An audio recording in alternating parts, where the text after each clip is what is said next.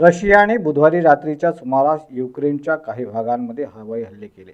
त्यामुळे रशिया आणि युक्रेनमधील वाद आणखी चिघळला आहे. अशा परिस्थितीत भारतातील सर्वच राज्य सरकारने युक्रेनमध्ये शिक्षण घेत असलेल्या आपल्या राज्यातील मुलांना मायदेशी परत आणण्यासाठी प्रयत्न सुरू केले आहेत. युक्रेनमध्ये सध्या महाराष्ट्रातील तब्बल 1200 विद्यार्थी अडकले आहेत. त्यामध्ये अकोला शहरातील व्हीएचबी कॉलनीमधील रहिवासी असलेला जॅक शारोन एडवर्ड निक्सन या 20 वर्षीय युवकाचाही समावेश आहे.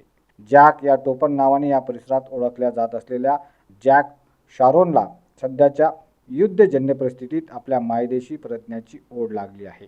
सर्वच राज्य सरकारकडून आपापल्या राज्यातील मुलांसोबत संपर्क साधला जात आहे. किती विद्यार्थी आहेत, कुणाला कोणती मदत हवी याची माहिती घेतली जात आहे. जॅक देखील इतर मुलांप्रमाणे आपल्या पालकांच्या सतत संपर्कात आहे. काल सायंकाळी आणि आज सकाळीही जॅकसोबत संवाद साधल्याचे त्याची आई अमल मेरी निक्सन यांनी सांगितले. युक्रेन येथे जवळपास 4 विद्यार्थी असल्याची माहिती RDC प्राध्यापक संजय खडसे यांनी दिली. त्यांना लवकरच मायदेशी परत आणणार असल्याचेही त्यांनी सांगितले.